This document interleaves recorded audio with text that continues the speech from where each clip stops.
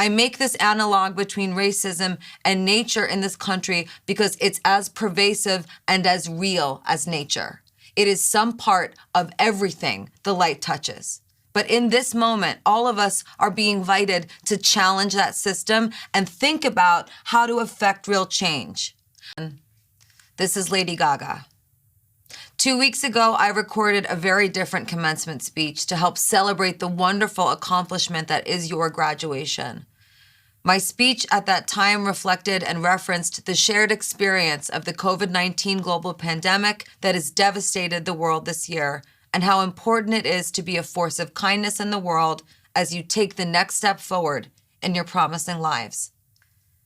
My speech was recorded before the murder of George Floyd and the subsequent activist movement protesting police brutality and systemic racism in this country. While my original commencement speech may not be directly relevant to what this country needs most right now, I wish to tell you today that although there is much to be sad about, there is also much to be celebrated. You are watching what is a pivotal moment in this country's evolution. You're watching society change in a deeply important way. This change will be slow, and we will have to be patient, but change will happen, and it will be for the better. In rewriting my speech, I asked myself how I viewed racism in America as it relates to graduation. When I looked past the rage that I feel about the systemic oppression and physical and emotional violence that has tortured the Black community endlessly, my mind turned to nature. When I think about racism in America, I imagine a broad forest filled densely with tall trees. Trees as old as this country itself. Trees that were planted with racist seeds. Trees that grew prejudiced branches and oppressive leaves and mangled roots that buried and entrenched themselves deep within the soil, forming a web so well developed and so entangled that pushes back when we try to look clearly at how it really works. This forest is where we live. It's who we are. It's the morals and value system that we as a society have upheld and emboldened for centuries. I make this analog between racism and nature in this country because it's as pervasive and as real as nature. It is some part of everything the light touches. But in this moment, all of us are being invited to challenge that system and think about how to affect real change.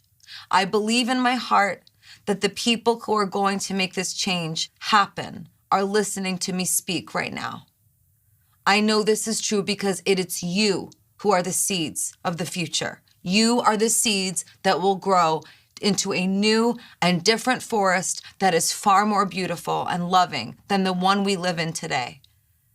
I believe the path forward to eradicating the blight of racism relies on 3 principles which form the basis of my faith and my perspective on nature and what I believe humanity needs to thrive. These 3 things are time, sufficient effort, and divine grace. We need these 3 things to be replanted anew, whole and with full hearts, healed and inspired as a country, as a forest of seeds that have been mutated, nurtured by new and ingenious ways of watering and divine intervention that speaks to us all through the great Mother Nature with a voice of compassion.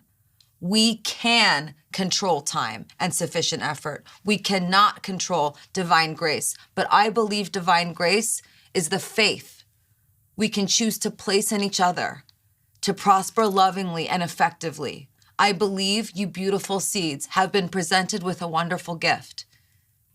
The opportunity to reflect in this powerful moment on your morals, your principles, and your values, and how they will guide you through life as it presents itself, and as you wonder where it will take you. Your morals, principles, and values, I strongly believe now, must be sincere and authentic to you. Your principles must come from your heart.